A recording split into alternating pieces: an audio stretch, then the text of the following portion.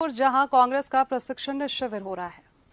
Declaration में हमने सबसे पहले जो 13 हमारे जिले बने हुए हैं उन 13 जिलों की कार्यकारिणी में इसको लागू करने के लिए हमने निर्देश प्रदेश कांग्रेस कमेटी ने जारी कर दिए हैं और उसी पे 100% पालना करते हुए हम जो कार्यकारिणी अभी हमने इनको दे रखा है कि 10 तारीख का ये चुनाव आ गया तो हमने कहा कि 15 दिन के अंदर दे दीजिए और 1 महीने के अंदर अंदर हम लोग ये 13 जिलों की कार्यकारिणी जिसमें 50% युवा होंगे, SC, ST और माइनॉरिटी का उचित प्रतिनिधित्व, महिलाओं का उचित प्रतिनिधित्व होगा, वो हम लोग जारी कर देंगे। एक महत्वपूर्ण बात थी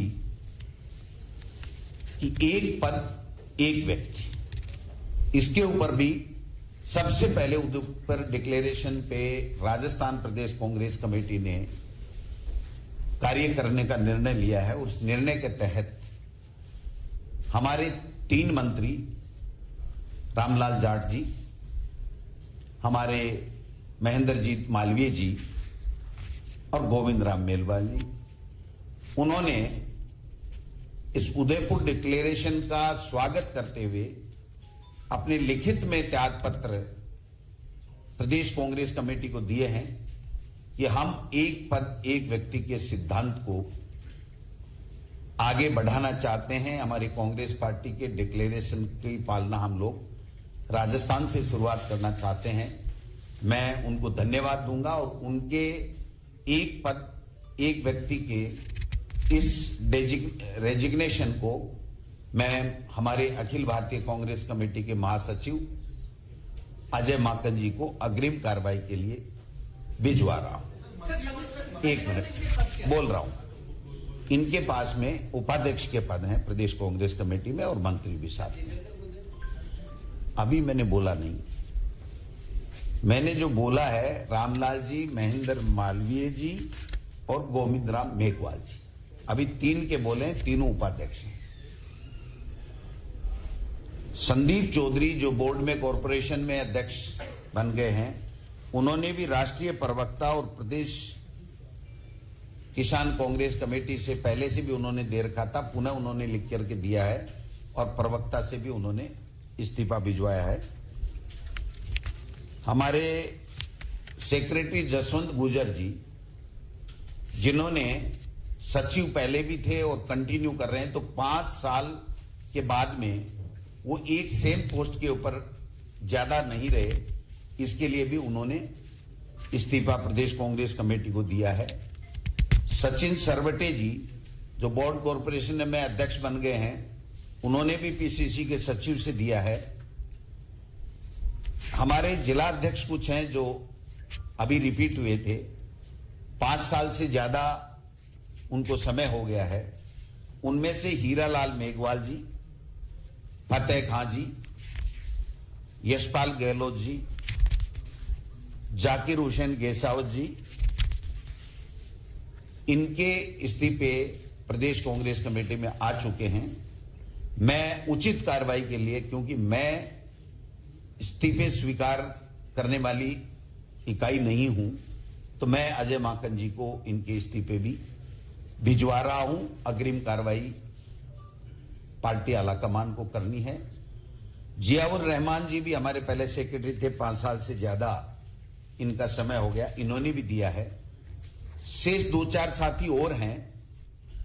तो मैं समझता हूं कि हम इसकी शुरुआत यहीं से राजस्थान से कर रहे हैं और 50% युवाओं को भागीदारी संगठन में, इसकी भी 100% पालना हम लोग करेंगे, जिसकी शुरुआत हमने 13 जिलों से चालू कर दी है। और एक व्यक्ति एक पद और एक 5 साल से ज्यादा का सेम पोस्ट पे नहीं होना, ये जो डिक्लेरेशन में निर्णय लिए गए थे पार्टी आला कमान ने, उसके ऊपर राजस्थान में कार्य चालू हो गया है। मैं समझता हूं कि जो कार्यशाला 2 दिन की होगी, सभी हमारे डेलीगेट 650 के लगभग हैं, उनके जो विचार आएंगे, उसके बाद में हम मंडल कांग्रेस कमेटी कितनी बनाएंगे प्रदेश में, कितनी इकाइयों का गठन होगा, उनकी कार्यकारिणी कितनी होगी, कब कब इनकी मीटिंग्स होगी, ये हम पूरी एक तरीके से उसको टाइमलाइन कर देंगे और संख्या निर्धारित कर देंगे। वो सारी चीजें हम कल तक चर्चा करके उसके बाद में इसके ऊपर हम आपको बता पाएंगे। तो निश्चित रूप से जो उदयपुर डिक्लेरेशन की पालना को लेकर के हमारे कांग्रेस पार्टी में राजस्थान की प्रदेश इकाई में सभी लोगों के सहयोगात्मक जो उनका रुख है उसके कारण से ये हम लोग लागू कर पा रहे हैं। क्योंकि ये अखिल भारतीय कांग्रेस कमेटी के महासचिव अजय माकन जी की उपस्थिति में उनके द्वारा अपनी बात कहनी चाहिए थी, लेकिन चूंकि वो नहीं आ पाए तो मैंने समझा कि जब हम शुरुआत कर रहे हैं तो आप लोगों को ये सूचना दे दें। इसके ऊपर क्या एक्शन लेना है, क्या निर्णय लेना है, वो पार्टी आलाकमान का है। इन्होंने हमारे कांग्रेस पार्टी के कार्यकर्ता और नेताओं ने उस उदयपुर डिक्लेरेशन की पालना में काम करना शुरू कर दिया है और मैं उम्मीद करता हूं कि 2 दिन की ये वर्कशॉप ऐतिहासिक होगी। बहुत ही अच्छे तरीके से चर्चा परिचर्चा करने के बाद में हम लोग जब मैदान में जाएंगे संगठन की मजबूती के लिए, सरकार की फ्लैगशिप योजनाओं को बताने के लिए और केंद्र सरकार की, मोदी सरकार की विफलताओं को लोगों में जाकर के उनकी विफलताओं को उजागर करने और उनको संघर्ष करके घेरने का काम करने के लिए जाएंगे तो हमें और ताकत मिलेगी। आप सब लोग आए, आपको कोई असुविधा हुई हो तो उसके लिए मैं क्षमा प्रार्थी हूं। बाकी हमने प्रयास किया है कि एक बेहतर तरीके से हम वहां पर चर्चा का भी वातावरण प्रदान करें, एक मंच दें और आप सब लोगों को भी हम बताएं कि हम किस तरीके से क्या चीज कर रहे हैं संगठन के लिए। धन्यवाद। जिलाध्यक्ष तो आपके 5 रिपीट हुए थे, इस्तीफा 4 नहीं हुए हैं। मैंने कहा ना 2-3 साथी अभी हैं, तो जिनके आए मैंने बोला है, जिनके आ जाएंगे फिर बता दूंगा, लेकिन हमने शुरुआत कर दी है। सर ये मैंडेटरी रहेगा या कार्यकर्ता के ऊपर निर्भर रहेगा कि इस्तीफा दे या ना दे? देखिए, जो डिक्लेरेशन है उसकी हम प्रयास करेंगे कि 100% पालना हो, हम प्रयास करेंगे। अंतिम फैसला पार्टी आलाकमान करता है। सर आपकी कार्यशाला में बड़ा मुद्दा उठा है। आपकी कार्यशाला के दौरान सचिन पायलट ने कहा है कि ईडी के नोटिस भेजे जा रहे हैं सोनिया गांधी को, राहुल गांधी को, लेकिन जब हम सरकार में थे तो कई घोटाले हुए थे, हमने भी कार्रवाई करनी चाहिए थी, लेकिन अभी तो उन पर कार्रवाई नहीं हुई है। अब समय आ गया है कि कुछ किया जाए। तो देखिए, जो 8 साल से केंद्र में जिस प्रकार की तानाशाही और हिटलरशाही सरकार चल रही है, लोकतंत्र का गला घोटा जा रहा है और जिस तरीके से टारगेट करके कुचलने का काम हो रहा है, भय दिखाया जा रहा है, डराया जा रहा है, धमकाया जा रहा है, सॉफ्टवेयर से निजता का हनन किया जा रहा है, मैं समझता हूं ऐसी निकृष्ट और बेशरम सरकार जो मोदी सरकार है वैसी कभी देश में पहले नहीं आई और 2024 के बाद में रहनी भी नहीं है। क्योंकि आप समझ सकते हैं कि जिस परिवार ने 2 व्यक्तियों का बलिदान दिया है, इंदिरा जी देश की प्रधानमंत्री रहते हुए देश को एक और अखंड रखा, बलिदान हो गई। भारत रत्न से सम्मानित देश के पूर्व प्रधानमंत्री राजीव गांधी जी इस देश के लिए उनके प्राण न्योछावर हो गए।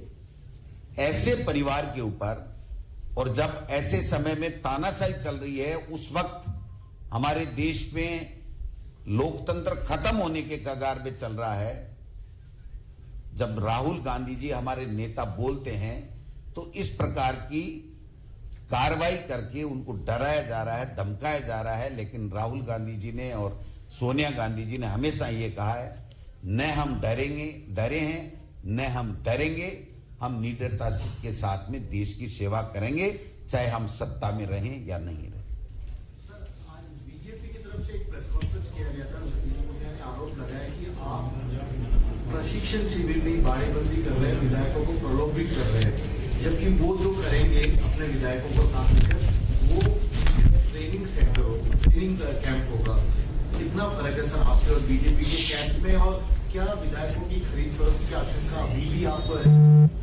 क्या वो सुभाष चंद्रा जी से ट्रेनिंग लेंगे? सुभाष चंद्रा जी ट्रेनिंग देने के लिए आ रहे हैं या राज्यसभा का चुनाव लड़ने के लिए आ रहे हैं? बीजेपी के लिए कुछ भी कहना, क्योंकि उनको कहने से पहले भी नहीं सोचना और बाद में मनन भी नहीं करना, मंथन भी नहीं करना कि हमने क्या बोला, इसलिए वो कुछ भी कह सकते हैं।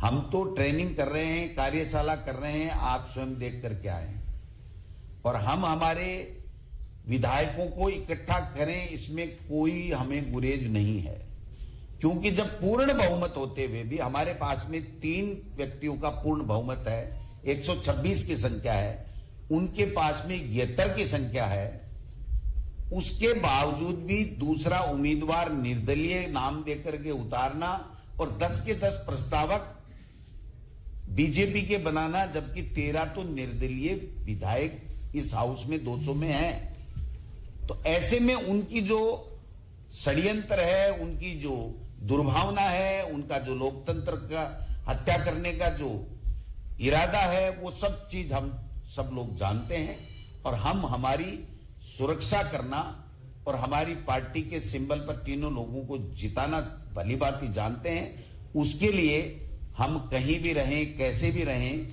वो उनका विषय नहीं होना चाहिए। उनका विषय ये होना चाहिए कि आप